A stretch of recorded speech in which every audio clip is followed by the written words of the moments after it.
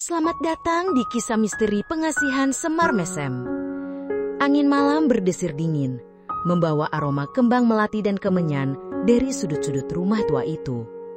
Rumah yang telah lama kosong kini dihuni kembali oleh Ardi, seorang pemuda yang baru saja pindah dari kota besar. Ia mencari ketenangan jauh dari hiruk-pikuk dan kenangan pahit masa lalu. Namun ketenangan yang ia cari justru membawanya pada sebuah misteri yang jauh lebih mencekam. Malam itu saat Ardi sedang membereskan barang-barangnya di loteng, tangannya menyentuh sebuah kotak kayu jati tua yang tersembunyi di balik tumpukan kain usang. Debu tebal menyelimutinya, seolah kotak itu telah tertidur pulas selama puluhan tahun. Rasa penasaran mendorongnya untuk membuka kotak itu. Di dalamnya tergeletak sebuah keris kecil berukuran sejengkal dengan ukiran sosok Semar yang samar di gagangnya. Keris itu memancarkan aura aneh, dingin namun sekaligus menghipnotis. Di samping keris ada secari kertas lusuh berisi tulisan Jawa kuno yang hampir pudar. Semar Mesem, bisik Ardi membaca judul tulisan di kertas itu. Ia pernah mendengar nama itu, sebuah ajian pengasihan legendaris yang konon mampu menundukkan hati siapa saja yang dikehendaki.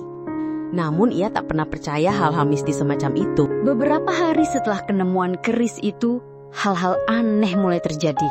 Ardi yang semula kesulitan berinteraksi dengan tetangga, tiba-tiba menjadi pusat perhatian. Wanita-wanita muda di desa itu yang sebelumnya hanya menatapnya sekilas, kini seringkali mencari-cari alasan untuk mendekat. Tatapan mereka penuh dengan kekaguman yang tak wajar. Senyum mereka terlalu manis dan sentuhan mereka terlalu sering. Ardi merasa risih, namun pada saat yang sama ada perasaan aneh yang tumbuh di dalam dirinya, semacam kepuasan yang samar. Suatu sore, Ardi bertemu dengan Bok Darmi, tetangga tua yang dikenal sebagai sesepuh desa. Bok Darmi menatapnya dengan pandangan tajam seolah menembus jiwanya. "Nak Ardi, apa yang kau bawa di rumah itu?"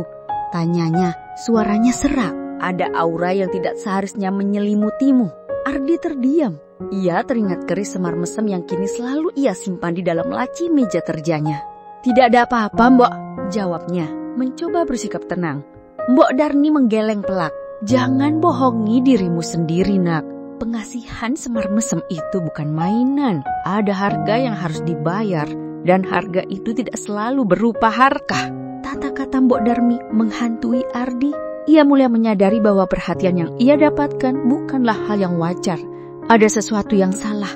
Wanita-wanita yang mendekatinya seolah kehilangan akal sehat. Mereka terlalu obsesif. Bahkan ada yang sampai bertindak nekat. Ardi mencoba menjauhi mereka, namun semakin ia menjauh, semakin kuat pula mereka mengejarnya. Malam-malamnya dipenuhi mimpi buruk. Sosok Semar dengan senyum misteriusnya selalu muncul, menari-nari di hadapannya, terkadang diikuti oleh bayangan wanita-wanita yang mengejarnya dengan mata kosong. Ardi merasa terperangkap. Ia ingin membuang keris itu, namun setiap kali tangannya menyentuhnya, ada kekuatan tak kasat mata yang menahannya. Keris itu seolah telah menyatu dengan jiwanya, memberinya kekuatan namun sekaligus mengikatnya dalam sebuah kutukan. Suatu dini hari, Ardi terbangun oleh suara ketukan pintu yang bertubi-tubi. Jantungnya berdebar kencang. Ia tahu siapa yang datang. Bukan hanya satu, tapi beberapa wanita. Suara mereka memanggil namanya, merayu, bahkan mengancam. Ardi mengintip dari balik jendela, melihat bayangan-bayangan yang bergerak gelisah di halaman rumahnya. Mata mereka bersinar aneh di kegelapan, seolah bukan lagi mata manusia biasa. Ardi mundur perlahan. Ketakutan mulai merayapi setiap inci tubuhnya. Ia menyadari pengasihan Semar Mesem ini telah mengubahnya menjadi magnet. Namun bukan magnet cinta, melainkan magnet kegilaan. Ia telah menarik bukan hanya hati, tetapi juga jiwa-jiwa yang haus akan perhatian. Jiwa-jiwa yang kini terperangkap dalam pesona semu yang ia pancarkan. Ia harus menghentikan ini. Ia harus melepaskan diri dari kutukan Semar Mesem. Tapi bagaimana? Keris itu seolah telah menjadi bagian dari dirinya. Dan wanita-wanita di luar sana tidak akan pernah melepaskannya. Malam itu, Ardi tahu, adalah awal dari sebuah pertarungan yang sesungguhnya. Pertarungan melawan kekuatan gaib yang telah ia bangkitkan. Dan melawan dirinya sendiri yang perlahan mulai kehilangan akal sehat. Ketukan di pintu semakin brutal. Disusul suara gedoran keras yang membuat daun pintu berderit ngeri. Ardi mencengkam kepalanya mencoba mengusir suara-suara bisikan yang mulai mengisi benaknya. Bisikan-bisikan yang memintanya untuk membuka pintu, untuk menerima cinta yang ditawarkan. Keringat dingin membasahi dahinya, bercampur dengan rasa panik yang memuncak. Ia tahu, jika ia membuka pintu, ia akan terjebak lebih dalam lagi dalam lingkaran kegilaan ini. Ia berlari ke arah laci meja kerjanya, tempat keris semar mesem tersimpan. Tangannya gemetar saat menyentuh gagang keris itu. Aura dingin yang dulu menghipnotis kini terasa mencekik. Ia ingin melemparkannya, menghancurkannya, melenyapkannya dari muka bumi.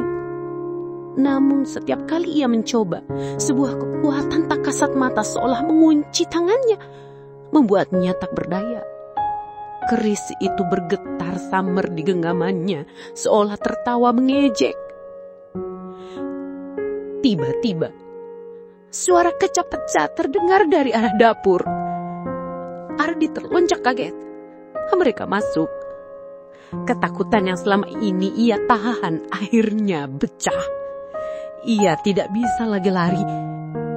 Ia terpojok di kamarnya dengan keris terkutuk di tangannya. Bayangan-bayangan mulai muncul di ambang pintu kamarnya. Siluet wanita-wanita dengan rambut terurai dan mata yang bersinar aneh.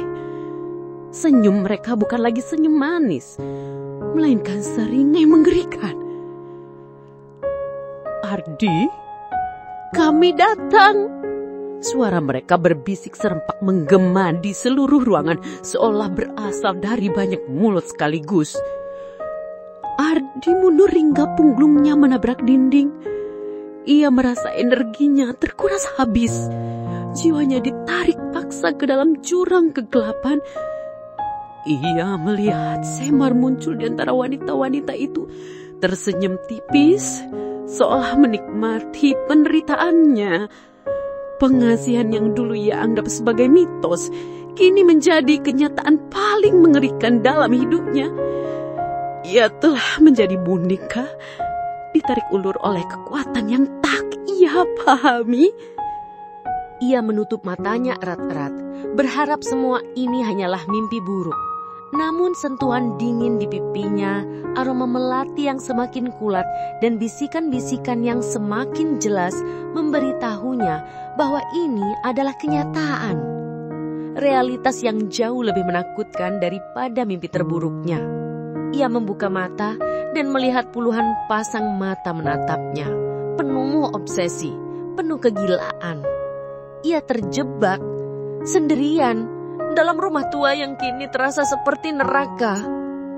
Ardi merasakan hawa dingin menusuk tulang, bukan hanya dari angin malam, tetapi dari kehadiran-kehadiran di sekelilingnya.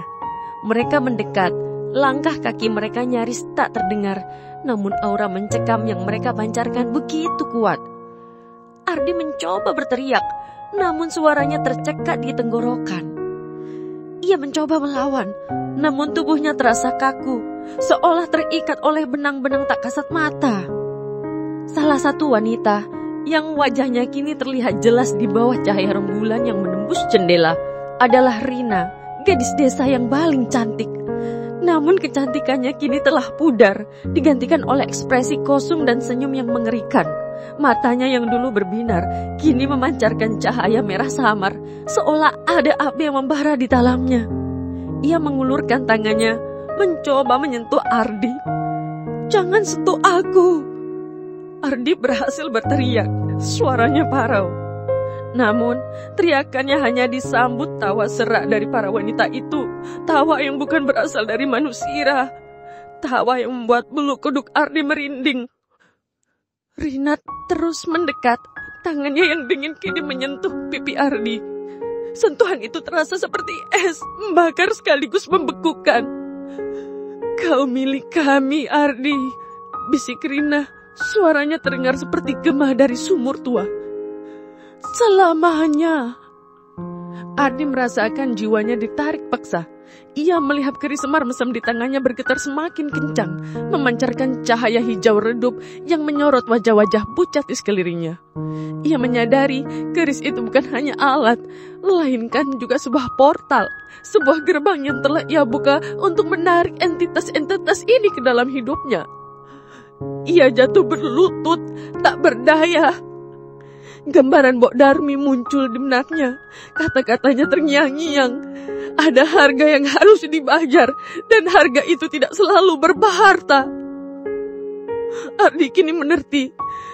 Harga yang harus ia bayar adalah kewarasannya, kebebasannya, bahkan mungkin jiwanya. Bayangan Semar di sudut ruangan kini terlihat lebih jelas. Senyumnya semakin lebar, seolah puas dengan apa yang terjadi. Ia bukan lagi sosok penolong, melainkan dalang di balik semua kekacauan ini.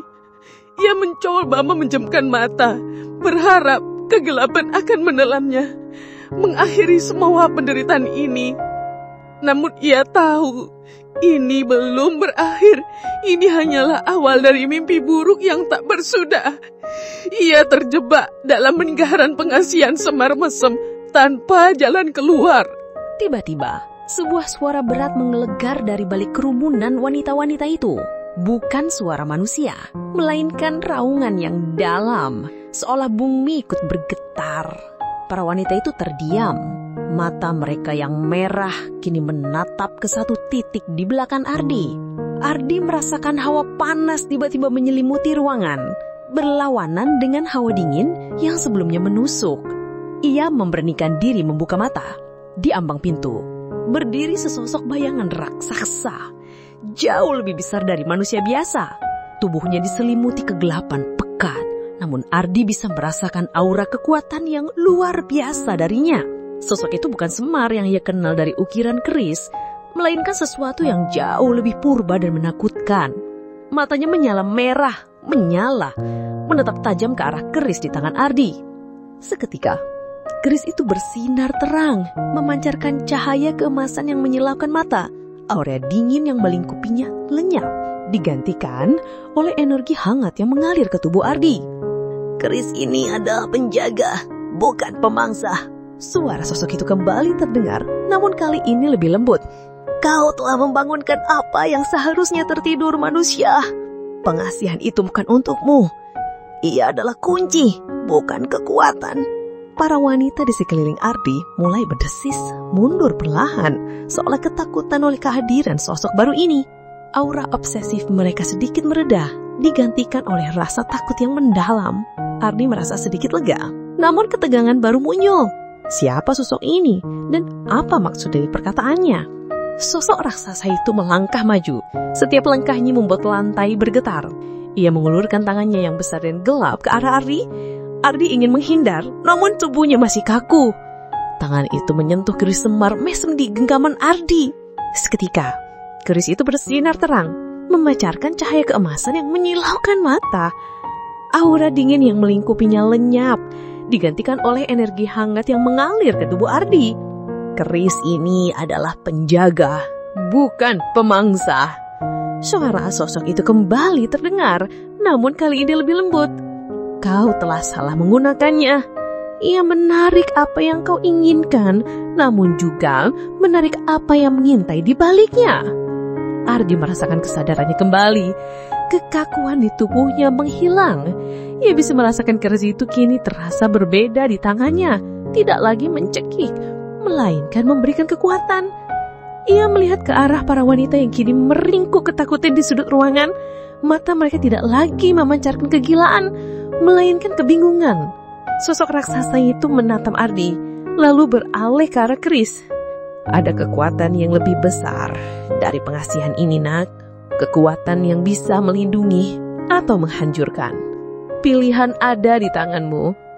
Tiba-tiba sosok itu mulai memudar, kembali menjadi bayangan gelap yang perlahan menghilang ke dalam kegelapan malam. Ruangan kembali sunyi, hanya menyisakan Ardi yang terengah-engah dan para wanita yang kini menatapnya dengan tatapan kosong, seolah baru saja terbangun dari mimpi buruk. Ardi tahu ia telah melewati batas dan ia baru saja mendapatkan kesempatan kedua. Namun misteri Semar Mesem ini belum terpecahkan sebelumnya. Ia masih harus mencari tahu siapa sosok raksasa itu dan apa sebenarnya maksud dari keris pengasihan ini. Perjalanan Ardi baru saja dimulai. Pagi itu, mentari terbit dengan malu-malu, menyinari rumah tua yang semalam menjadi saksi bisu kegilaan. Ardi terbangun, tubuhnya terasa lelah, namun pikirannya jernih. Keris Semar Mesem masih tergenggam di tangannya, namun kini terasa ringan, seolah beban berat telah terangkat darinya. Cahaya keemasan yang dipancarkannya semalam telah meredup, menyisakan kilau samar yang menenangkan. Ia melangkah keluar kamar, menuruni tangga dengan hati-hati. Dapur yang semalam kacau balau akibat pecahnya kaca, kini bersih seolah tak pernah terjadi apa-apa. Tak ada jejak kaki, tak ada pecahan kaca, hanya keheningan yang mencekam. Para wanita yang semalam mengejarnya dengan mata penuh obsesi, kini telah pergi. Desa kembali tenang, namun Ardi tahu ketenangan itu semu. Di luar, ia melihat Mbok Darmi duduk di teras rumahnya, menatapnya dengan senyum tipis. Tidak ada lagi tatapan tajam yang menembus jiwa, hanya sorot mata penuh pengertian. "Kau selamat, Nak," katanya, suaranya lembut. "Tapi perjalananmu baru dimulai." Ardi mendekat, duduk di samping Mbok Darmi. "Apa yang sebenarnya terjadi, Mbok? Siapa sosok itu?" Mbok Darmi menghela nafas panjang. "Sosok itu adalah penjaga keseimbangan, Nak. Ia muncul ketika ada kekuatan yang disalahgunakan. Keris Semar Mesem memang memiliki pengasihan, namun ia juga menarik entitas-entitas lain yang haus akan energi. Mereka adalah bayangan dari obsesi, cerminan dari keinginan yang tak terkendali." "Lalu apa yang harus kulakukan sekarang?" tanya Ardi menatap keris di tangannya. "Belajarlah mengendalikan, bukan dikendalikan," jawab Mbok Darmi menatap jauh ke arah cakrawala. "Kekuatan itu ada di dalam dirimu, bukan pada keris itu. Keris itu hanya sebuah alat, sebuah penuntun. Kau harus menemukan keseimbangan antara keinginan dan batasan. Jika tidak, kau akan kembali terperangkap. Dan kali ini mungkin tidak ada lagi yang bisa menyelamatkanmu." Ardi menatap keris itu lalu beralih ke arah desa yang kini terlihat damai. Ia tahu hidupnya tidak akan pernah sama lagi. Misteri Semar Mesem telah membuka matanya pada dunia yang tak terlihat, dunia yang penuh dengan kekuatan dan bahaya. Ia telah merasakan sisi gelap dari keinginan dan kini ia harus belajar bagaimana menggunakan kekuatan itu dengan bijak. Ia tidak tahu apa yang akan terjadi selanjutnya, namun satu hal yang pasti, ia tidak akan lagi lari. Ia akan menghadapi misteri ini dan mencari tahu makna sebenarnya dari pengasihan Semar Mesem.